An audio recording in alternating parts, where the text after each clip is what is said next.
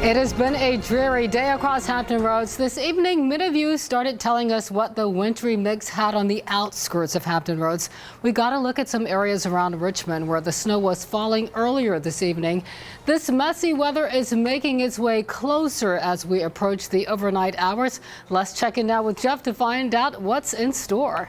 All righty, in case you missed it earlier, we were talking about it from 4 to 6:30. The rain-snow line between Richmond and Williamsburg, and then it sort of wavers back and forth. A little bit of sleet mixed in spots. In fact, even here south side, several people, Janet Roach, when she left after doing the news, put on Twitter, said, I saw a couple of ice pellets on my windshield. So a few of us have seen that. Right now, we've gone from lighter rain to moderate to even some heavy pockets. You can see all of this yellow starting to shoot up out of North Carolina. Yellows and oranges. It's really raining pretty heavily. I can hear it on top of the station here. And then, as I mentioned, that rain snow line sort of fluctuates to the north. This blue is showing up here as snow, but that super bright color, that's either a thunderstorm. When you get colors like that in the winter, it's either a thunderstorm or it's sleet and snow mixed. I know it's not a thunderstorm, so I can tell you right out there over the bay as well, that is definitely some sleet and a snow mixture that extends back here through parts of Gloucester and Matthews and back over toward, again, but sort of New Kent County-ish is where that sort of line has been setting up this evening. Right now we're at 38, winds out of the north at 12 miles per hour. What's going to happen a little bit later? Well, you can see just rain for most areas for tonight. And then tomorrow, that mix line will move gradually eastward later in the day. Little to no accumulation, though, for most of us, unless you're talking far northern or western areas. As for how much will fall, well, here's again, a preliminary estimate. Mostly rain, not only in the green, but this whole white area here, really most of our viewing area, is going to be rain with a little bit of a mix out on the very edges of it, and then definitely a mix starting to come in at some point tomorrow afternoon. Once you get north of Williamsburg, the amounts will start to go up pretty quickly, and then west of Richmond, they'll actually go down again. There's going to be a bullseye somewhere in here. I'll show you some of the other computer projections, and showed them earlier, as much as 16, 17 inches. We do not think that is right, and I will tell you why coming up in just a few minutes. All right, thanks, Jeff. The weather has forced city leaders to cancel some weekend events in Portsmouth. The Children's Christmas Parade and Old Town Holiday Music Festival will not take place tomorrow. And in Suffolk, the annual holiday parade is canceled. It doesn't look like many of the events will be rescheduled. Well, it started snowing in Richmond earlier today. This is a look at some of the snow coming down this evening. It was also snowing in other parts of Virginia, including Lynchburg and Henry County. VDOT crews pre-treated the roads in some areas of the Commonwealth, but they are asking drivers to slow down because of the sloppy conditions. Well, it didn't take long for the roadways to turn dangerous this morning in North Carolina. A FedEx truck crashed in the snow. The driver is okay. He says he hit some ice and lost control, then the back trailer overturned. Troopers responded to several accidents and say drivers are going too fast for these icy conditions. A Norfolk family is desperate to find out who shot their dog on Thanksgiving Day. Their beloved pet died. Even worse, the dog's owners say they are the victims, but they say police are treating them more like suspects. Robert Boyd explains why they feel this way. Well, police believe the dog was probably shot somewhere in this neighborhood and then returned home. Now, we spoke with the owner earlier this evening, and she's just devastated. Big amber eyes, man. I adored him. Alyssa Bogard still gets choked up just talking about her 1-year-old black lab, Fang. I've been crying ever since it happened, and it's just the more I think about it, the more ticked off I get. Alyssa says Fang and her other dog, Selena, were in their fenced-in backyard Thanksgiving Day while she was inside preparing dinner. And I went in the kitchen to grab some turkey bones and turkey meat to give them, a treat. And he wouldn't get up. So I thought he was just being lazy.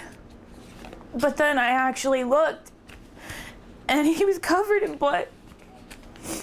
It appears Fang either escaped through a hole in the fence or was intentionally let out, then shot multiple times. He turned around to come home, and they shot him again. Fang was rushed to the vet, but the injuries were too severe. He was put to sleep a day later. Very, very, very angry. Alyssa called police looking for justice, but when animal control arrived, it was Alyssa who came under fire. This is a court summons. The military wife and mother was charged with a Class 3 misdemeanor. Failure to perform duties of ownership. Alyssa says she would never abuse or neglect any of her pets. Puppy kisses. She can't believe police would spend the time dragging her into court when the person who killed Fang is still out there. He's so frustrated. They should be out there looking for him, not trying to do this to me when I'm mourning still. Norfolk police say if anyone out there has information on who may have shot Fang, you're being urged to contact them. In Norfolk, Robert Boyd, 13 News Now. Now, earlier this week, we brought you the exclusive story of another dog that was shot in Norfolk. A couple found the wounded dog on Black Friday, a day after Fang was shot. This dog had been shot twice. Unlike Fang, the dog underwent surgery and survived. The couple who found the dog and got it treated ended up adopting the dog. They just took the dog home a few days ago. Police say there is no word on whether these cases are connected, but they are investigating. So far, no one has been arrested. A shocking ending to a viral post that was shared more than 20,000 times. A Navy sailor posted the pictures claiming he was the victim of racist vandalism on board the USS George H.W. Bush. The pictures showed racial slurs written on the walls and the sheets of the sailor's sleeping area. The area was also vandalized. Well, NCIS looked into the matter and concluded the E-3 sailor made the story up and staged the incident. Navy officials say the sailor will remain part of the carrier crew.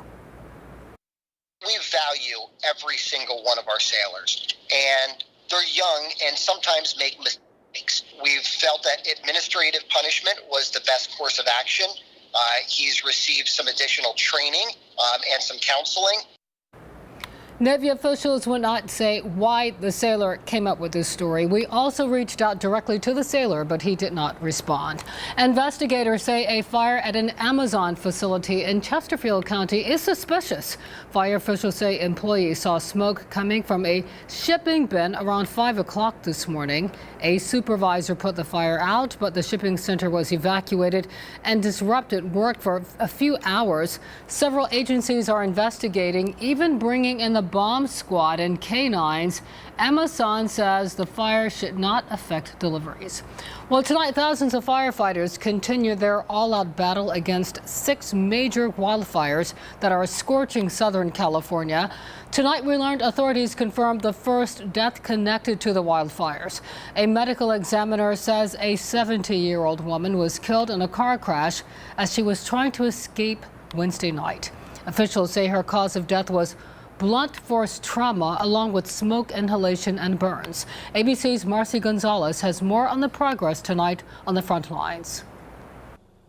Good evening. Here in Los Angeles County, firefighters are making significant progress, so much so that most of the evacuation orders have been lifted. But firefighters tell me this area is not in the clear just yet. They'll be out looking for more hotspots, making sure there aren't more flare-ups. The major concerns, though, are in the 2 fires north and south of here. At the Thomas Fire in Ventura County, which is by far the largest, also in San Diego County, where the Lilac Fire injured several people and killed more than 24 racehorses. Firefighters there battled wind gusts up to 50 miles an hour during the afternoon, spreading embers quickly and unpredictably, and wind warnings will stay in effect in Southern California through the weekend. Marcy Gonzalez, ABC News, Silmar, California.